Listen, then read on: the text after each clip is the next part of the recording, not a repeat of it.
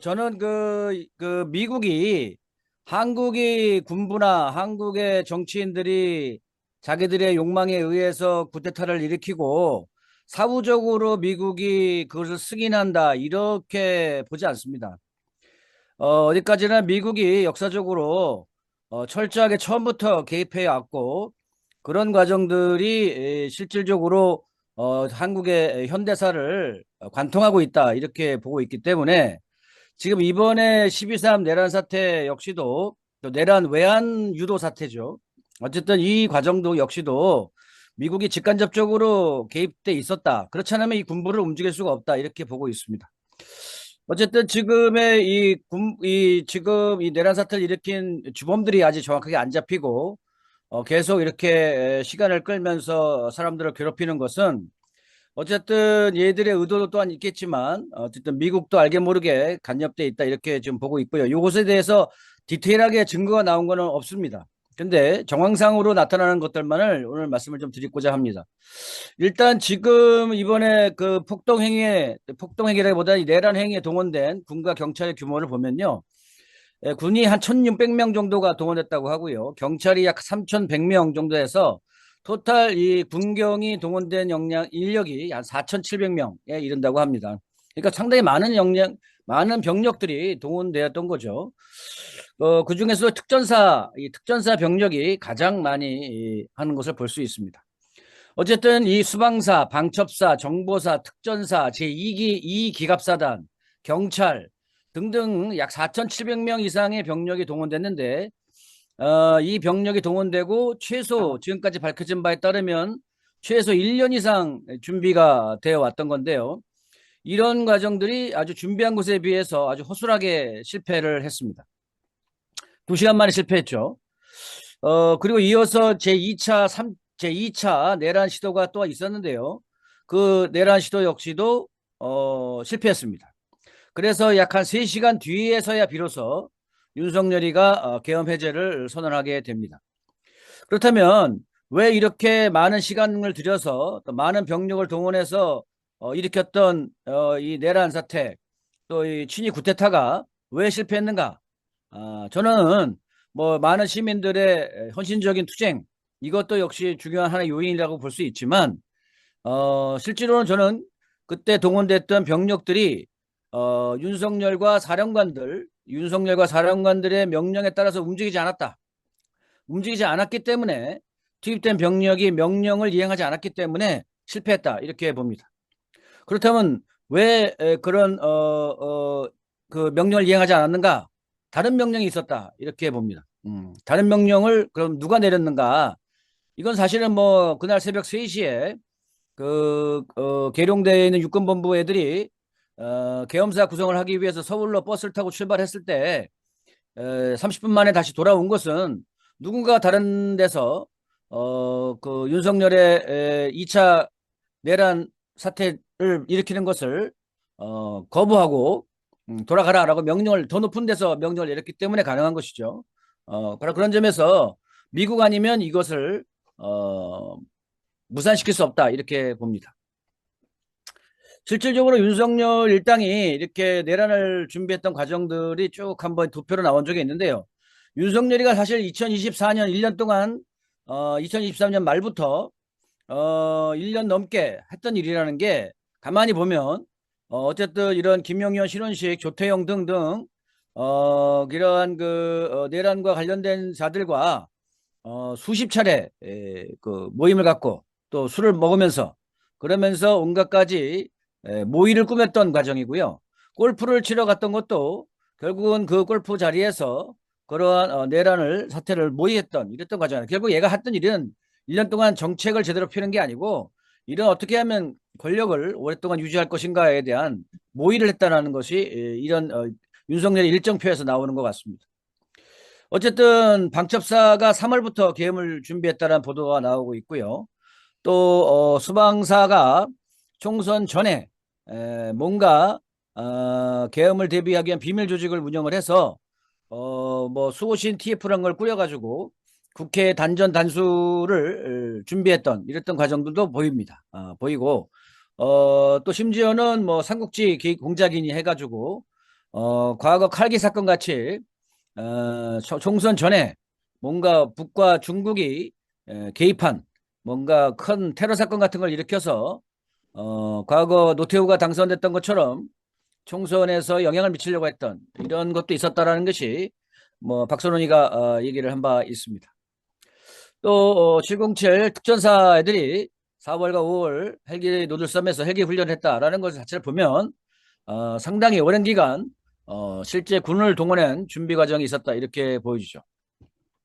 따라서 애초에는 4월 총선 이전에 북이 개입했다는 모종의 테러 사건 조작을 통해서 계엄을 준비했던 정황이 보입니다. 그리고 이것이 무산되자 저는 전시계엄을 더욱더 강도 높게 추진했다 이렇게 봅니다. 실제 미국이 개입한 흔적을 찾으려면 내부에서 이러한 내란을 일으켰던 과정보다는 외환을 일으키려고 했던 과정들을 살펴보는 것이 미국이 개입했다는 정황적 증거를 파악할 수 있지 않을까 싶습니다. 어쨌든 전 6차례의 전쟁 유도가 있었다고 보여집니다. 첫 번째 전쟁 유도가 대북 전단 살포를 본격적으로 시행한 것이죠. 그것이 재작년 2023년 9월에 대북 전단 금지법 위헌 판결을 받아내고 그해 10월부터 대북 전단 살포가 시작이 됩니다.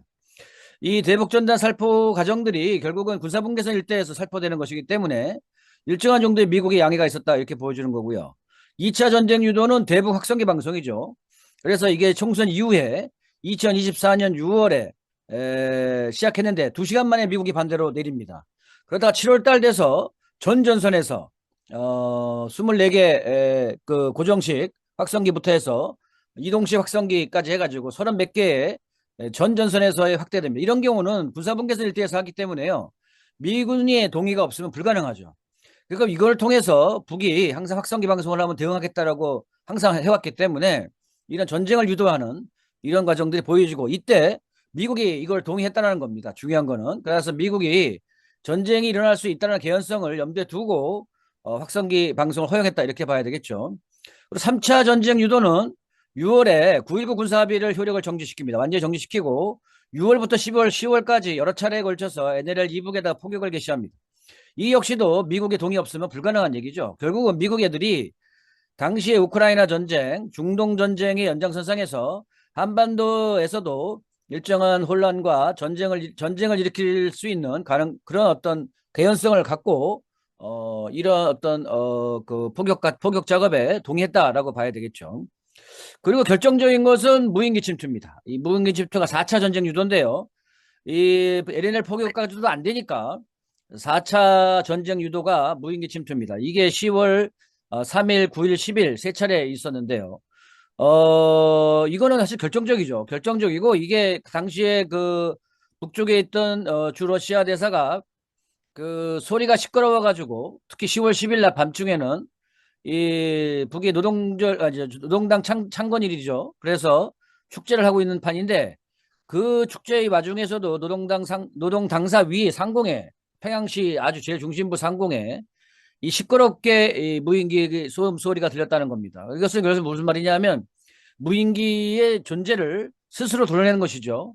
무인기 존재를 스스로 드러내 가지고 북이 대응하지 않을 수 없게끔 제발 좀 우리 좀 때려달라 이런 얘기입니다. 예, 이런 것을 한 거죠. 예, 이런 것을 했는데 미국이 몰랐다. 어떤 분은 이때 10월 8일경 파파고 인태사령관이 한국에 와가지고 윤석열이한테 이거 무인기를 하지 말라라는 식으로 얘기를 했다고 하던데요. 실제로 무인기는 9일하고 10일 날 올라가죠. 그래서 어쨌든 제가 볼 때는 어쨌든 미국이 이거를 몰랐다라고 보기에는 사실 좀 잘 납득이 안 갑니다. 어쨌든 미국은 몰랐다고 하는 경우가 있고요. 그래서 무기 또 어떤 분은 뭐 이때를 계기로 미국이 사실상 북과 전쟁을 포기했다. 왜냐하면 북이 하도 강력한 초강경 대응을 천명했고 국지전이 될 수가 없다. 이건 전면전으로 간다라는 것을 미국이 확인했기 때문에 미국이 국지전 차원에서 바라봤던 이 소요 사태가 아니고 전면전으로 대비해야 되는 상황으로 나가기 때문에 이때 사실상 미국이 전쟁을 포기한 것이 아니냐 이런 분석을 하시는 분도 계십니다. 어쨌든 5차 전쟁 유도가 또 있었습니다. 이 북풍선에 대한 원점 타격 지시를 내렸다고 하는데요. 이건 실행하지 못했죠. 합참이 거부했다 이렇게 나옵니다. 이때부터. 그 6차 전쟁 유도는 이게 이제 10월부터 본격적으가 되는데요. 10월부터 이 그 무인기 사건 터지고 직후에 10월 중순에 캠벨 동아태 차관보가 와가지고 모종의 뭔가 지시를 내리는데요.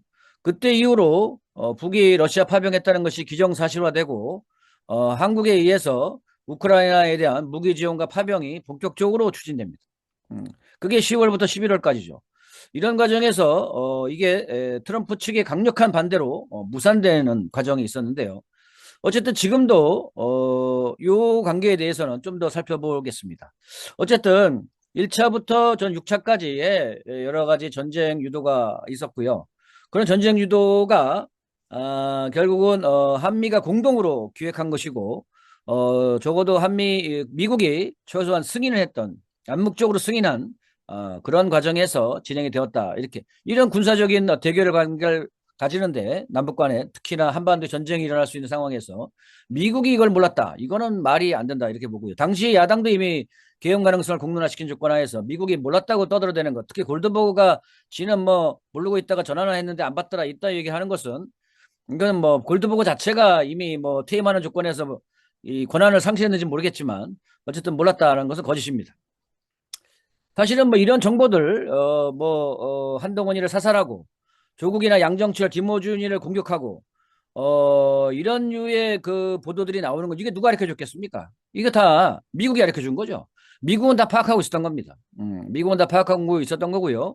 그 심지어 미군을 사살하고 북의 폭격을 유도해서 전면전을 벌이겠다 이런 얘기까지 나온 것은 미국이 어쨌든 이러한 모든 정보를 기획했거나 아니면 최소한 이런 정보를 다 파악하고 알고 있었다라는 겁니다. 알고 있었고 이런 과정에서 전면전에 대한 부담 때문에 이걸 포기했을 수는 있다고 보이지만 어쨌든 이러한 모든 정보들을 다 갖고 있다는 것은 미국이 처음부터 이번에 내란 사태에 대해서 깊숙하게 개입하고 있었다 이렇게 봐야 될 것 같습니다. 특히 이번에 이 홍장원이가 공개했던 이 메모지를 보면요.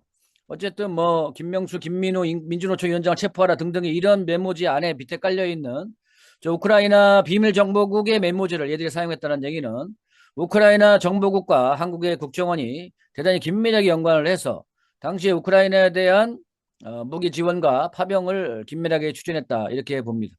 사실 이제 미국의 바이든 정권의 마지막 전략은 어쨌든 우크라이나 전쟁을 계속 유지하는 건데 무기가 부족하고 병력이 부족한 것이 확연한 조건 하에서 한국의 무기와 병력 지원을 계속적으로 요청해 왔었고 그것이 현실적으로 국회의 반대에 의해서 현실적으로 어렵기 때문에 한편에서는 이러한 쿠데타를 일으켜서 그 국회를 해산하고 그러면서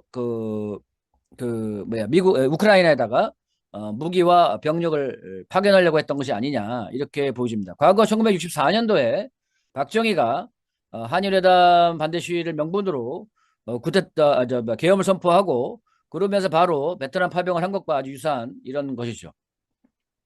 그리고 브래드 셔먼 역시도 이게 뭐 미국의 군사위원장이죠 하원. 근데 이 사람 역시도 어쨌든 한국의 이 쿠데타 정보에 대해서 사전에 파악하고 북으로 이 조선군으로 위장한 한국 군대가 미국을 공격하거나 무슨 사건을 일으켜서 그것이 북의 공격으로 위장시켜서 북을 공격하게 하는 이러한 전쟁 도발 행위가 있었다 이런 얘기를 폭로를 했죠. 아까도 말씀드렸다시피 또 이 6번 장교들이 4일 새벽 3시에 용산행으로 가다가 30분 만에 돌아왔습니다. 또 우원식 의장 공간에도 4시까지 있다가 4시 넘어서까지 있다가 철수했죠. 이런 과정들은 결국은 얘들이 계엄 해제된 이후에도 계속적으로 2차, 3차 이런 내란을 계속 일으키려고 했던 쿠데타를 계속 일으키려고 했던 이런 정황들인데요. 이런 정황들을 누가 막았느냐? 미국이 막았다고 밖에는 달리 해설할 수가 없습니다. 어쨌든 이게 하나회 이후 최대 규모의 이 그 군부 숙청이 진행이 됐습니다. 아직까지도 물론 많이 남아 있는데요. 어쨌든 군이 지휘부가 공백이 현실화되면서 전쟁을 직접적으로 일으키기가 어려운 이런 조건이 되었죠. 어쨌든 이런 과정에서 현재도 뭐 HID 요원들이 남아 있다고 하는데요. 뭐 이건 좀 두고 봐야 될 것 같습니다. 어쨌든 이렇게 봤을 때 얘들의 외환 계획은 아까 올해 들어서 쭉 진행됐던 전쟁 유도가 실패하면서 그리고 어쨌든 미국 윤석열이가 김건희와 명태균 간으로 해서 이 정권이 위기에 처하고 그리고 미국 입장에서도 어쨌든 이게 우크라이나 전쟁 지원을 해야 될 판인데 이런 여러 가지 복합적인 요인들 작용을 해서 트럼프가 된 조건 하에서 계속 끌 수가 없는 뭐 이런 한계적인 요인들이 작동을 해서 무리한 평시계엄을 일으킨 것이 아닌가 이렇게 생각이 듭니다. 그렇게 해서 선관위를 급습을 해서 서버를 탈취하고 부정선거 증거를 조작하고 그래서 북측에 의한 국내 요인 구금과 암살, 미군 사살 조작, 또 소요 유발, 아까 그 HID 등등에 의해서 소요를 유발시켜서 미국이 대북 공격을 유도하게 하고 그러면서 전쟁을 일으켜서 전시기염으로 전환합니다. 평시기염은 오래 갈 수가 없습니다. 우크라이나처럼 전시 상태가 돼야지 오래 갈 수가 있기 때문에 전시기염으로 전환시키고 이 전시기염 상하에서 얘들이 국지전인을 예상했을 텐데요. 그러면서 국회를 해산하고 정계 개편, 국회 해산의 명분은 부정선거, 뭐 대충 이렇습니다. 그렇게 해서 개헌을 하고 그렇게 장기 집권을 하려고 하는 이러한 의도가 아니었겠느냐라고 보여집니다. 그래서 저는 어쨌든 두 가지 가설을 갖고 있습니다. 과연 누가 했는가라고 했을 때 어쨌든 막판에 한국 외교부 장관이 이태리에서 그 우크라이나 그 대표단을 만나죠. 그러면서 무기 지원을 논의했습니다. 어쨌든 무기 지원이 이때까지만 하더라도 11월 25일이죠. 작년 11월 25일 무기 지원을 논의해서 이때까지만 하더라도 한국이 무기 지원을 하는 것에 대한 것이 거의 기정사실화되었었는데 11월 25일 당일날 트럼프의 외교안보 보좌관, 국가안전보장회의 보좌관으로 내정된 왈츠가 강력한 우려를 표명하죠. 그리고 트럼프 측이 우크라이나를 끝내야 되기 때문에 한국이 우크라이나에 무기 지원하는 것을 반대하는 입장을 공개적으로 펼칩니다. 바로 그런 직후에 27일 날 우크라이나 특사가 한국에 왔을 때 결국은 한국 윤석열이가 못 주겠다 이렇게 결론적으로 났죠. 물론 지금도 그 일국 러시아 쪽 보도에 의하면 미국에 지원한 에이트킴스 중장거리라고 하는데 어쨌든 뭐 중장거리 미사일을 한국에 지원한 거를 우크라이나에서 사용했다 이런 보도도 나온 바 있고 F-16 조종사가 루마니아에 들어가서 우크라이나 전쟁에 참여한다 이런 말도 지금 나오고 있는데요. 아직 확인이 안 되고 있기 때문에 그거는 좀 제외하더라도 어쨌든 11월 27일 날 불과 이틀 만에 한국은 공식적으로는 우크라이나의 무기 지원을 폐기합니다. 그러니까 이런 정도의 힘을 발휘했다는 것이죠. 그래서 트럼프 측에 의한 강력한 반대에 의해서 바이든 정권의 전략이 무산되는 이런 상황이 되었습니다. 그래서 지금까지 나온 것을 두 가지 가설을 종합해 보면은 윤석열의 정권이기에 의해서 한국의 윤석열 정권이 독자적으로 관할하는 군을 동원했다. 특전사, 방첩사, 수방사, 정보사 등등을 동원했다는 얘기고요. 미국이 모르게 계엄군을 이동시켜서 또는 미국이 방관했거나 암묵적으로 승인했거나 뭐 이런 등등을 통해서 진행을 했는데 전면전을 우려한 바이든계가 계엄을 실행하는 걸 반대로 무산돼서 윤석열이를 손절했다 이렇게 보는 가설이 많은 부분에서 대다수를 차지하고 있습니다. 또 하나의 가설은 윤과 바이든 세력이 한반도 전쟁과 계엄을 추진했는데 그래서 그 계엄을 통해서 우크라이나에 대한 무기와 병력 지원까지도 생각했는데 트럼프계가 한국의 우크라이나 무기 지원 중단을 실현시켰고 결국은 이 연장선상 하에서 발생한 윤의 쿠데타를 트럼프계에 의해서 무산시켰다 이렇게 보는 가설도 있습니다. 뭐 어쨌든 이 두 가지 가설이 다 있다고 보는데요. 어쨌든 저는 뭐 후자 쪽을 좀 더 많이 보고 있습니다만 어쨌든 뭐 증거는 없으니까요. 이거는 뭐 나중에 트럼프한테 물어봐야 알 것 같습니다. 예, 그렇게 한 상태에서 당시에 미국 상황을 잠깐 살펴보면요. 당시에 미 합참의장, 그러니까 미국의 최고 군 통수권자죠. 군 통수라기보다는 군의 실질적인 그런 최고 지휘자가 브라운입니다. 브라운, 찰스 큐 브라운인데요. 얘가 합참의장입니다. 이 찰스 브라운을 원래 성전환했던 병사들을 15,000명을 미군에 입대시켰다는 이유로 트럼프가 자르려고 했는데 이 풋볼 경기장에서 12월 14일 날 만나서 이 브라우니가 트럼프에 대한 충성 맹세를 합니다. 그러면서 그 만난 직후에 트럼프가 경질하는 것을 중단하겠다 이렇게 얘기를 했죠. 그런 상태에서 이번에 12월 20일자로 그 주한미 사령관이 교체됩니다. 교체돼서 문원순이가 대장으로 취임해서 주한미 사령관으로 들어왔는데요. 이런 과정에서 얘가 사실 9월 달부터 상원 청문회를 쭉 진행을 해왔는데요. 어쨌든 뭐 이 사령관이 교체되려면 사령관 밑에 있는 수족들도 교체가 되겠죠. 그리고 미리 들어와서 뭔가 작업을 할 것이고 어쨌든 그런 과정이 있었지 않았나 이런 생각이 듭니다. 아울러 골드버그가 이번에 완전히 정년 퇴임을 하는 거죠.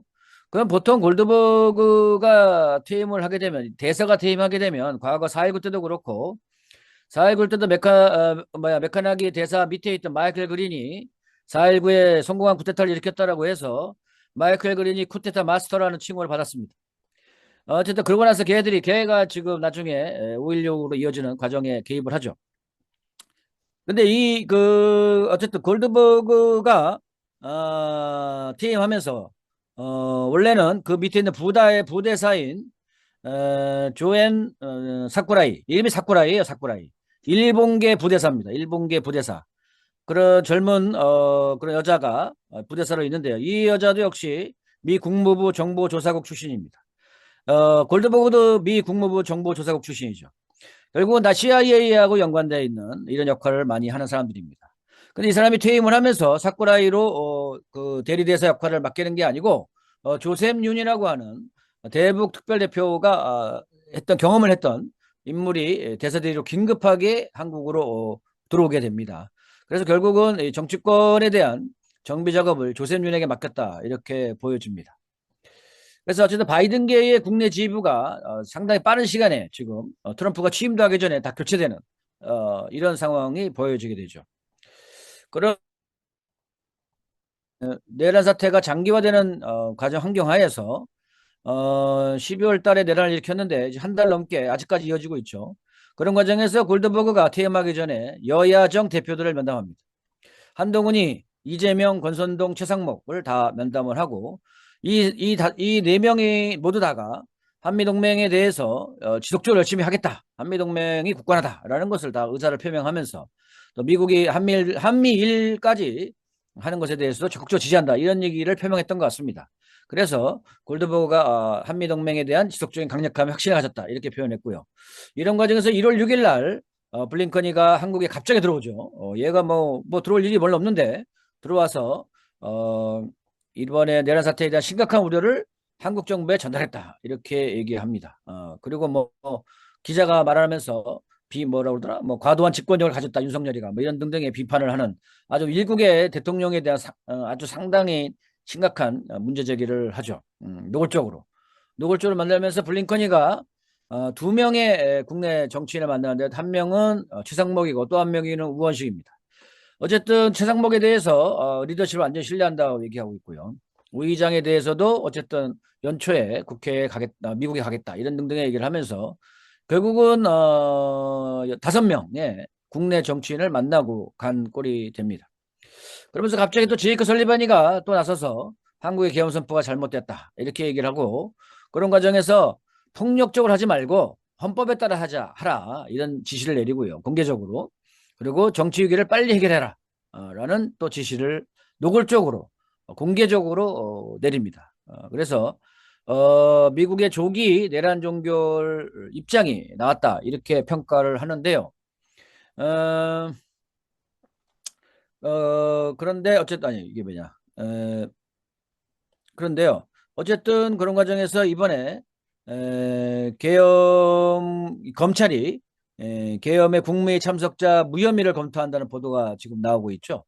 김영호면 빼고 이런 거를 봤을 때 미국이 여야 후보를 면담을 해서 미국에 대한 지지와 한미동맹을 확인하고 내란 사태 조기 종결을 추진하면서 윤석열 직계일당만 처벌하는 그리고 나머지 국무위원들과 국민의힘 등 또 여기 군이나 경찰 등 이 내란에 동조했던 세력들 내란 잔당 세력들은 대한 무혐의를 추진하면서 차기 친미 정권 수립을 추진하는 양상을 지금 보여주고 있습니다. 여기서 이제 이런 그 내란 잔당 세력 중에 가장 문제가 되는 세력이 최상목과 김태호인데요. 이 최상목 같은 경우는 사실 지난 대통령실에서 12월 3일 당일날 대통령이 부르니까 15분 만에 도착했습니다. 15분 만에. 예, 이것은 뭐냐면 그 옆에 있었다는 얘기죠. 따라서 이 최상목이가 그러면서 이 뭘 지시를 받았습니까? F4 회의, 여기 한국은행장, 금융감독원장, 또 이 뭐냐, 또 한 명이 누굽니까? 하여튼 요 금융 관련된 애들을 다 만나서 그래서 국가 비상 입법기구를 만들겠다라는 것에 대한 지시사항을 전달하죠. 이 얘기는 뭡니까? 국회를 해산하고 국가 비상 입법기구를 과거 전두환이처럼 만들겠다 이런 의도를 보여주고 거기에 무제한의 돈을 찍겠다 이런 얘기고요. 오늘 이재명이도 최상목이가 계속 경호처를 옹호하면서 현재 그런 그 체포를 막고 있는 이런 입장을 보여주면서 결국 미국이 과연 정말로 조기 종결할 뜻이 제대로 관철되고 있는가에 대한 의문이 생기는 대목입니다. 어떤 그런 과정에서 김태효에 대해서 골드버가 마지막으로 폭로를 했죠. 그러면서 결과적으로 이 윤석열 직계 특히 미국과 직접적으로 연관되어 있던 일부 세력들을 잘라내는 이런 양상을 좀 보이고 있는데요. 과연 이것이 얼마나 제대로 갈지는 또 두고 봐야 될 것 같습니다. 네, 그래서 어쨌든 내란잔당 세력들이 윤석열 옹호를 지속하고 있고, 그러면서 어쨌든 윤석열에 대한 체포 지연, 혼란 지속을 통해서 살 길을 모색하면서 개헌을 요구하는 이런 상황이 아직도 계속되고 있는 상황입니다. 이렇게 봤을 때, 총적으로 본다면 미국이 어쨌든 기왕의 친바이든 세력으로 해서 전쟁을 일으키고 전면전으로 나가려고 하는 세력들을 1차적으로 제거하면서 그 속에서 어쨌든 미국의 이익을 옹호해 나가려고 하는 그런 흐름들을 보이고 있고 특히 트럼프 정권이 등장하면서 어쨌든 이 트럼프 정권의 요구를 일정 정도 수용하는 그런 차원에서의 수습 작업들이 지금 진행되고 있다. 그렇기 때문에 2차, 3차의 내란을 일으키기는 좀 어려울 것 같고요. 그리고 또한 전쟁을 또 특히 일으키기에는 이미 조선과 러시아가 강력한 군사 동맹을 이미 형성하고 있는 조건이기 때문에 현실적으로 올해 한반도 상태에 있어서 전쟁 상황까지 가는 이런 것은 현실적으로 어렵지 않을까 이렇게 보여집니다. 어쨌든 그런 과정에서 내부적으로 국내적 차원에서 어, 이들에 대한 이들 내란 세력들에 대한 철저한 응징은 결국은 현재 정치권에게 맡길 것이 아니고 국민들이 나서서 차제 얘들이 이 내란 동조 세력을 살리려고 하는 것을 국민적 힘으로 처벌해 나가면서 국민의힘을 해체시켜 나가는 과정까지 나가야 된다. 사실은 뭐 과거에 통합진보당 사태에 비하면 통합진보당 때 내란 예비 음모를 했다는 이유로 당시 통합진보당 국회의원들 5명을 국회의원직을 박탈했는데요. 어쨌든 이 국민의힘에서도 상당수가 내란 세력의 내란에 동조를 했기 때문에 내란에 동조한 국회의원들은 죄다 다 국회의원들을 박탈해 나가는 그러한 노력들을 해나가는 과정들이 결국은 이 수구, 친미, 구구적인 세력들을 한국당에서 몰아내는 중요한 방안이 아니겠는가 싶습니다. 그리고 평화협정 관련해서 뭐 나중에 기회가 되면 다시 한번 말씀드리겠습니다. 어쨌든 이러한 과정에서 비상한 시기 비상한 대응을 해야 될 때가 아닌가. 국민적 힘으로 과거와는 다르다. 이렇게 생각이 듭니다. 이것을 마치겠습니다.